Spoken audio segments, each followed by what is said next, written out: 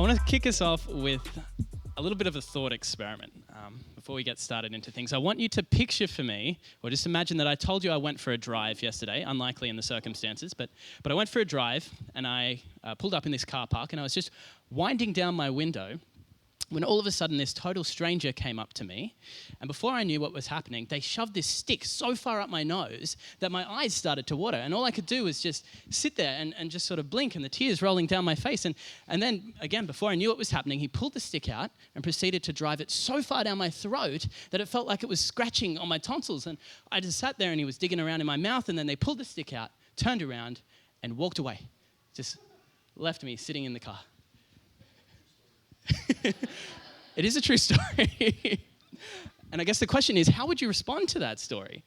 If you've ever had a COVID test before, you might be able to join the dots. You might offer me a bit of compassion. Oh, no, mate, those tests are the worst. If you're a medical professional, you've worked around hospitals, you've had to have 20-something of these tests, you might be a little less easy on me. Come on, mate. They're really not that bad. But imagine for me, if I told you this same story 2 years ago. And so you had no way of knowing anything about the all-important context. So you didn't know that there's this global pandemic going on, that the New South Wales government has set up these testing stations in car parks, that the only reason I went to that car park was to get one of these tests. And imagine that you didn't have access to any of those important details, that this total stranger is actually a trained medical professional, that the stick that went up my nose had some cotton on the end. It's part of a medical procedure that was going to show if I had this dangerous virus. The point is, context and detail are absolutely critical in informing how we understand a story, and they're critical in determining what we take away from a story. And so that's going to be really key as we look at Joshua chapters 10, 11, and 12 this morning. And if that sounds like a lot, it's because it is. And I want to apologize because I've done my best to sort of condense today's message. I don't think I've done a very good job of that. So we'll see. We're just going to see how much ground we can cover in 20 minutes. So if you're with me, we're going to do our best, and by God's grace, you'll still be awake at the end of it. So, great. So I think I've broken it down into what I want to call a three-part extravaganza. We're going to look at, first of all, what's actually happening in these chapters and why. Then I want to take a look at some of the accusations that people have brought against God after reading these chapters. And finally, have a look at how these ideas we've been talking about connect into our bigger picture of the world and what we think about God. Now, the reason I'm taking this trouble is because it's important to acknowledge there's some confronting and there's some challenging material in these chapters that we're going to cover today. And if we read them in a way that isn't very careful, it can be tempting to think that these stories are just all about destruction, that they're the story of a violent people and an angry God. And tragically, that's the picture that a lot of people have taken away from these passages. But I want to suggest that that's not an accurate picture. That's a distorted picture simply because it hasn't been formed with a proper grasp of the context, and it hasn't been formed with a proper attention to detail. And so that's why we're going to break things down in this way. So first of all, what's going on in these chapters? Well, in very simple terms, what we see in chapters 10 and 11 are a story of two of the major military campaigns as Israel conquers the land of Canaan. And they actually have a very similar structure, these two chapters. So we'll see a little bit of the repeated patterns that happen. In both chapters, we see Israel goes up against massive armies that are formed from a combination of kingdoms. In chapter 10, the first army they face is comprised of the neighbors of the Gibeonites. And you'll remember from Heather's message last week that Israel made this ill-advised treaty because they failed to consult God about this thing. And now we see them having to go in to defend the Gibeonites because guess what? Their neighbors aren't too happy about the whole peace treaty situation. So that's what happens in chapter 10. In chapter 11, Israel faces an even larger coalition of nations, 13 different kingdoms coming against Israel at the same time. So in both chapters, incredible odds that Israel is facing. But we see that in both chapters, God gives Israel the victory. These massive armies, they turn and they flee, and Israel pursues. And as Israel pursues, they actually embark on a series of battles that takes them out into other regions of the land of Canaan. And so we can sort of see in the map the the first two arrows that sweep down into the southwest region. This is chapter 10. We go down towards Gaza, and when the Israelites get towards Gaza, they turn around, come back through the land, devoting the cities of that land to destruction. And in chapter 11, they move up with that vertical arrow towards the north of the land, up to a city called Hazor. And when they conquer that city, they turn around, come back through the land, devoting those cities to destruction. We still with me there, following the arrows? Great. So it's these descriptions of destruction that are the really confronting parts of these passages. And we're going to unpack that a little bit, in a little bit of time. But at the end of chapter 11, there's a bit of a summary, and the author draws our attention to a few key things. He wants to highlight the obedience of Joshua, that in conducting all of this conquest, that Joshua was simply being obedient to everything that God had commanded Moses. And he also draws our attention to the fact that all of this land was given to Israel as inheritance. And that carries us over into chapter 12. Chapter 12 is just easy to remember. Two lists of all of the lands and kings that Israel conquered under Moses, under Joshua, and that all of this land was again given to Israel as a possession. So that's what happens in the chapters. We did it. Good work, guys. And now I would really encourage you guys to read these passages yourself if you haven't had the chance to already. There's so much more detail. I cannot do it justice in such a short space of time. And as well, I'm about to make some pretty serious claims about what I believe God is saying to us about himself. And I just want to remind us again, like, I don't want anybody here to take anything that I say seriously unless you can find it in Scripture for yourself. It's the Word of God that is the authority this morning and always. So there's three main points. Three main points that I think the author is highlighting for us in these passages. And I've said, I feel like I'm going on about this, but I'll say it again. Context and detail are important. And the context we're talking about is basically the lead up in the biblical narrative to Joshua. So the first 5 books of the Bible. And the reason why this is important is because by the time we get to these stories in Joshua, we already know a lot about who God is, what he's like. We know a lot about Israel. We even know a fair bit about the inhabitants of the land that are being driven out. And so we're going to unpack a little bit about that now. The first thing that I think the author wants to highlight to us from these passages is that God was fighting for Israel. This comes up time and time again in chapter 10 and 11. God is throwing enemy armies into confusion. In chapter 10, we see him throwing literal hailstones down from the sky. In the first major battle of chapter 10, God takes out more of the enemy army than the Israelite army is able to with their swords. And then we have this incredible situation where God actually stops the sun from moving across the sky in one part of chapter 10 as well, in response to a request from Joshua. So it's very clear that God is intimately involved with his people. And I think that's the real takeaway from us. God is not far removed from Israel. He's not far removed from us. I think that's a very encouraging point for us to hold in our minds. Now, the second major idea that the author is highlighting for us here is simply that God is faithful. And I think this is an idea that we've encountered time and time again through Joshua. In short, God he comes through on his word. And that is an encouraging thing. We see this in the battles that every time he says, look, guys, don't be afraid. I'm going to give you the victory. That's exactly what happens. God never deceives Israel as to what's going on. But we also see this in terms of the inheritance. So it's highlighted that the land is given as inheritance to Israel. And when we appreciate this statement in the context of the promise that was made to a man hundreds of years before these battles occurred in Joshua, way back in Genesis, God promised Abram that his descendants would possess this land. Every time the author of Joshua says the land was given as inheritance to Israel, what he's really saying is God comes through on his word. When God makes a promise, you can be sure that it's going to check out. And I think the other thing that's great about this, when we look at the fact that God is faithful, we see what he is achieving by being involved with humanity. So we've seen that he's not far removed, but now we see, well, actually, he's teaching his people that he is trustworthy. He is inviting them into a relationship, a constructive relationship with him, one that is built on trust. Now, the final idea that I think the author wants to highlight for us here is that God requires obedience. Obedience matters to God. Now, the victories, we see a lot of victories in chapter 10 and 11. They contrast with that embarrassing defeat that we saw when Israel first approached the city of Ai chapters ago in Joshua. And on one hand, you have a battle which it seems like Israel should have won. It should have been an easy thing, right, back at Ai, but they lost. And then in chapters 10 and 11, these crazy situations, they never should have been able to win these battles, and yet they did. And the difference we see between these two situations is obedience. Obedience matters to God. And I think if we ask ourselves, well, why? Why is obedience such a big thing? Looking at Israel, we're able to understand why it matters to God. First of all, the context, so Genesis has shown us that God is a righteous God whose nature does not change.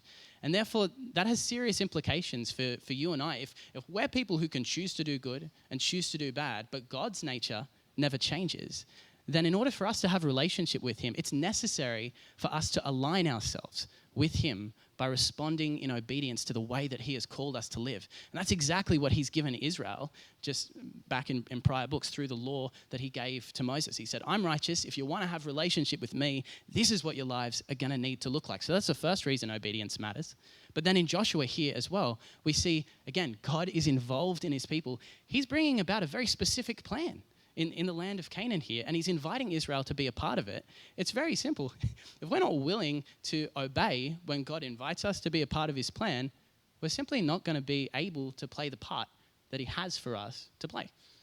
And God being God, he's still going to achieve his purposes, but we're just not going to be able to be participants in that plan. So two reasons, I think, why obedience matters to God. But if we reflect on those 3 points, I think we have a lot of grounds for encouragement in passages that otherwise are quite confronting, right? So God is intimately involved in his people, and the reason for this is that he wants to show us that he's trustworthy. He wants to invite us into a relationship, a constructive relationship with him. And he wants to invite us to align ourselves through obedience to participate in the plan that he has for humanity.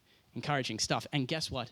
That brings us to the end of the first part of the 3-part extravaganza. So well done. Give yourselves a pat on the back. Everyone's still awake. This is great. So the next thing that I do want to talk about, and really thank you because you're doing awesome. This is a lot of ground to cover. We haven't talked about this confronting material. We haven't talked about the destruction that occurs in these passages. And it gives us a lot to chew over. I just read briefly for you a few verses that come after the defeat of Hazor to sort of give you a picture of this. In verse 11 of chapter 11, we have this description. They struck with the sword all who were in Hazor, devoting them to destruction, and there was none left that breathed. And then in verse 14, and all the spoil of these cities and the livestock the people of Israel took for their plunder, but every person they struck with the edge of the sword until they had destroyed them, and they did not leave any who breathed. It's very confronting stuff. I think it's right that we wrestle with these things in our hearts. And I think it's okay. It's okay to be confused. It's even okay not to understand why God would choose to deliver his purpose in this sort of way. But at the end of the day, I think we need to remember that we have a very simple choice with regards to responding to these passages. And it's simply, are we willing to trust God's wisdom? Are we willing to take the Bible seriously in what it says when it says that he is righteous, he is just, and yet he has given Israel the victory in these situations? Now, without the context, these passages they're offensive. And many people have sort of read these passages and gone on to bring very serious accusations against God. And some of those accusations I want to take a look at now. Probably the big one, the big idea is that perhaps God is immoral for allowing this destruction or commissioning this destruction to take place. And if we're going to take this claim seriously and see if it actually stands up at all, then we need to answer a very sad but a very important question, and that is it always wrong to take life? And we know from the law that God gave Noah and Moses that he thinks, yes, that there are some times where it is necessary to take life. And we know from even very recent, very tragic examples in our own societies where broken and violent people have taken guns into schools or run with knives into crowds. We know in situations like that it is right for people with special authority in our societies, like policemen, to take special action in those situations in order to limit the amount of damage that those violent individuals can do to the rest of the community.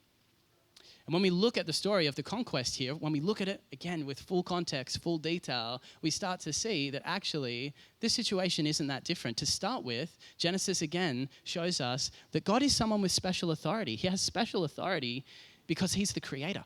He's the creator of these lands. They belong to him. If he chooses to drive out a people group, he has the authority to do that. There's no moral question there. The land belongs to God. And not only is God the creator of the land, but he's also the creator of the people, right?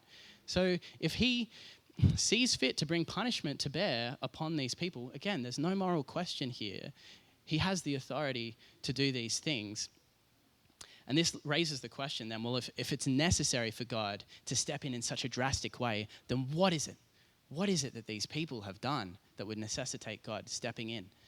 And Deuteronomy here gives us an answer to that. In chapter 9, God speaks to Israel through Moses saying, look, it's not because of your righteousness or the uprightness of your heart that you're going in to possess this land, but it's because of the wickedness of these nations that I'm going to be driving them out.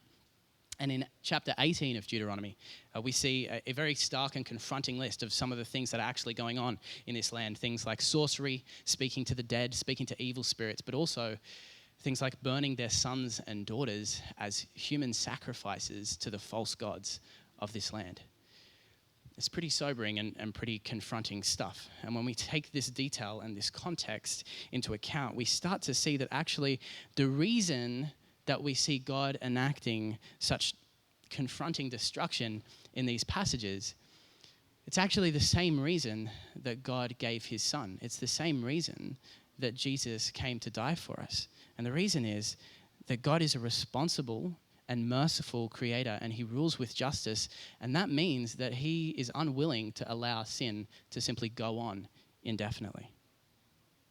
Now, a lot of the other claims that people bring against God in these passages, they fall down flat as well, I think, when we appreciate this more full picture of who God is. The idea that God is bloodthirsty or impulsive, that he loves violence. Well, he's not creating war for the sake of war, is he? He's dealing with specific sin in a specific people group at a specific point in time. The idea that God is racist, almost laughable when we think about the stories of Rahab and her household, the story of the Gibeonites. Even though they acted with deception, we see that God has responded to these people. He obviously cares much more about the content and the character of people's hearts than he does about their ethnicity. And I think that's a wonderful thing to reflect on and celebrate today, being Harmony Day. The idea that God might be unforgiving, all we have to do is look at the history of God's relationship with Israel to see that he is most definitely someone who perseveres with grace. He is a God rich in forgiveness. So really the only way to support any of these claims is by chopping this text to pieces and taking the most confronting bits and removing them entirely out of their context. And that's just not a responsible way to handle any text at all.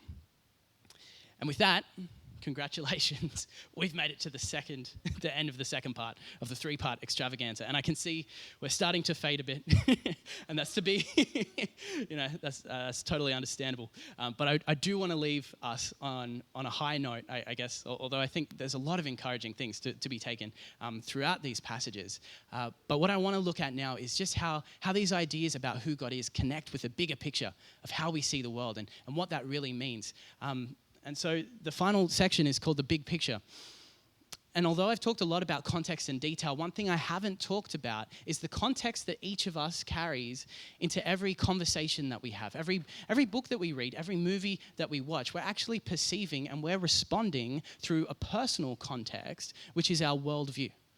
Now, our worldview is our attempt to answer those big questions in life. The questions like, why am I here? Where am I going?